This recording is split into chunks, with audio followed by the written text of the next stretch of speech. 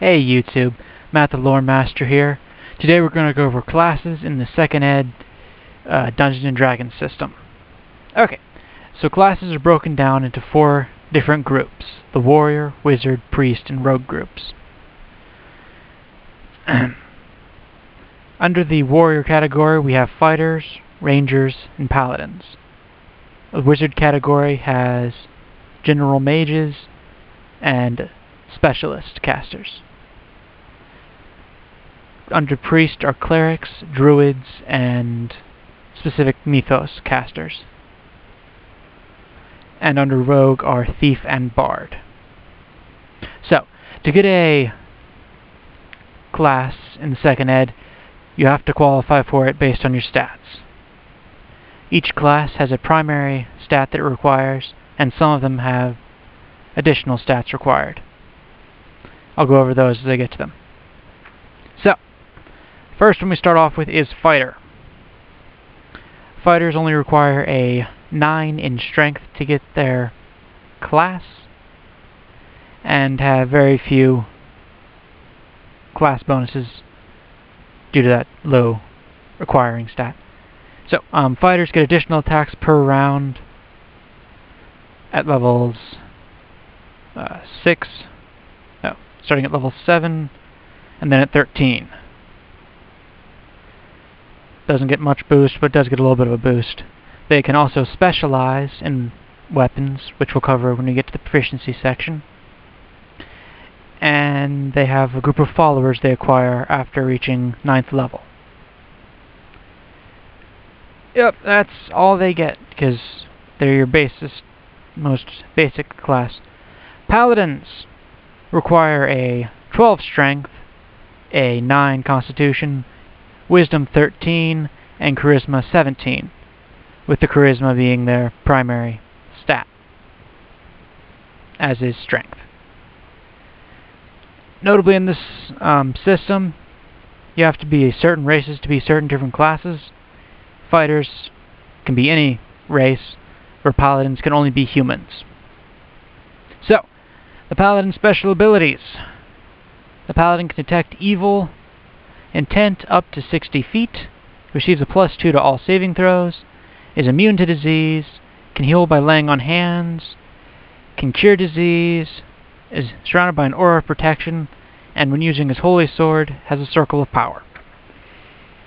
Furthermore, the Paladin gains the power to turn undead upon reaching 3rd level, and may call his war steed to him after acquiring said steed after 4th level.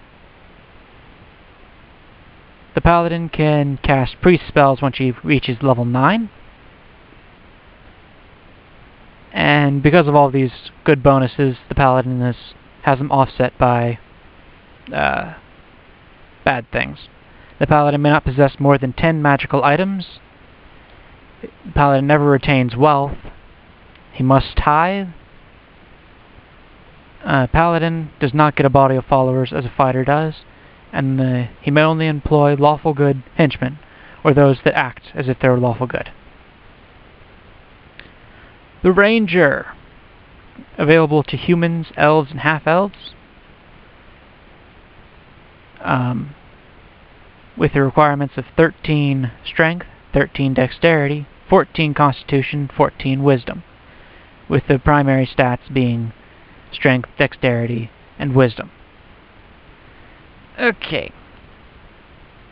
Rangers have a percentage chance to hide in shadows and move silently, which increases as they level up. They also gain the ability to cast spells upon reaching 8th level, as they're from the plant, animal, and I think another one, but I'm not sure which one. Okay. They're also good at dealing with trained and untrained creatures. Okay, so it's only plant and animal, not plant, animal, and something else, just plant and animal spheres. So that's clerical kind of magic. Rangers do not gain followers in the same manner as fighters, but instead gain animal followers upon reaching 10th level. Wizards! That is your mages and your specialist casters. General rules: the wizard can cast arcane spells, but cannot use any kind of armor, and most kinds of weapons are denied him, except for knives and staffs and similar. Humans, elves, and half-elves can be mages. The requirement is intelligence of 9. Specialist casters have their own specific setup and own specific requirements in addition to the 9 intelligence. It's a lot to go over, so I'm not going to actually bother going over it this time. But big thing to note, different about the specialist casters: they gain a percentage chance to learn spells from their school. They gain an additional spell each level for their school, and they have a plus to saves against their chosen school and make it harder for people to save against their school. Additionally, they have oppositional schools, which they cannot cast from. Which brings us to our clerics. Clerics have the basic cleric, can cast can cast divine magic, and can be by race human, dwarf, elf, gnome, half-elf. Requires a wisdom of 9, and its primary stat is wisdom, of course. Clerics can use any kind of armor and can use any bludgeoning weapons. They can turn undead based on a chart. And that's all your basic cleric gets.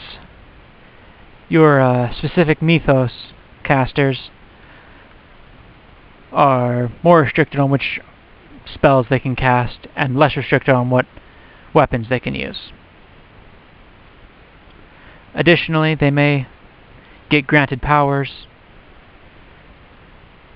but those change depending on which mythos you have. Druids. Wisdom 12, Charisma 15. Races allowed are human and half-elf.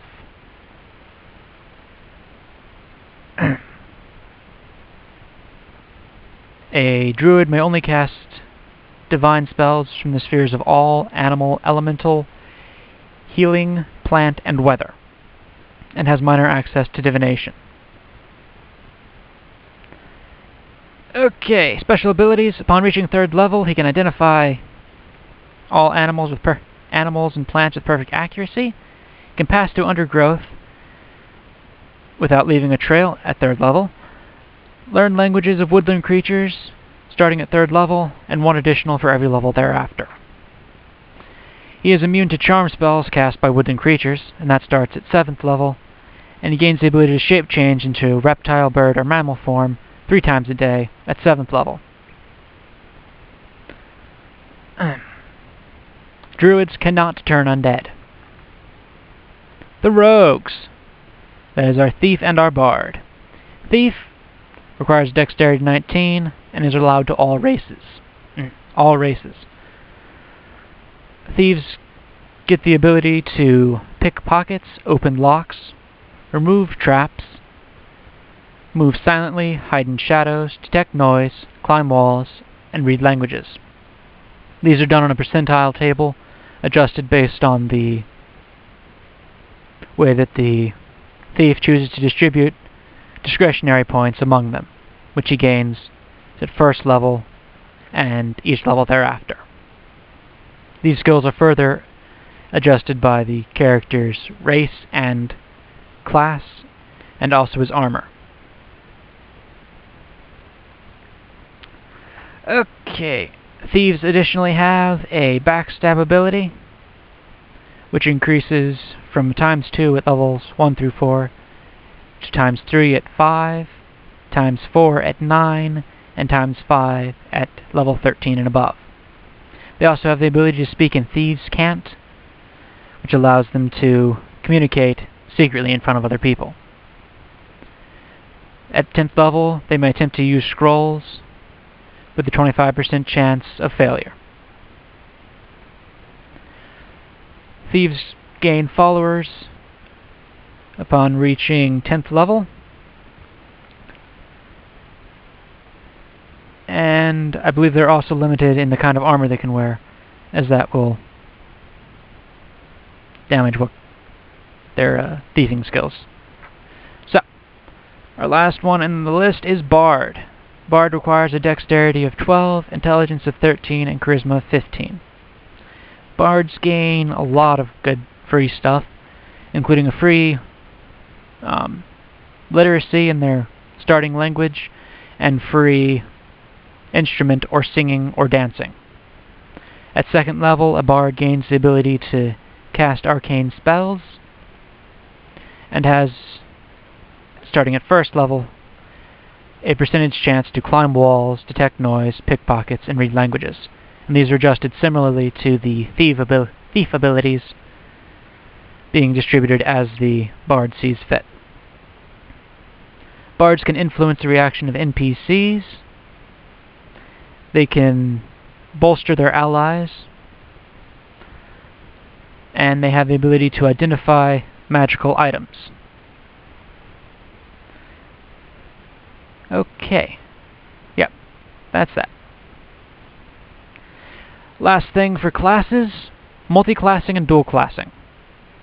Multiclassing is for the non-human races presented in this book, and a lot of other races in the other books, in which the race takes on 2 classes at one time, leveling up 1 level in one level in the other, 1 level in one level in the other, back and forth as they try to level up. This is very race dependent on what you can get and which ones you can be, and it's all set out in the book, which I will have a link to in the description. Dual classing is a human starting at 1 class wherein his primary stat is 15 or higher, and then switching to a secondary class where he has a 17 in the necessary stats. Not easy to do, and despite the name dual classing, you can switch from one, go to another, then go to another thereafter. This can only be done after acquiring 2 levels in the starting class or secondary class before switching on to the next one, and you may never switch back to a class you have previously had. All in all, functional system. Hope that was educational, and I will talk to you guys later. Bye.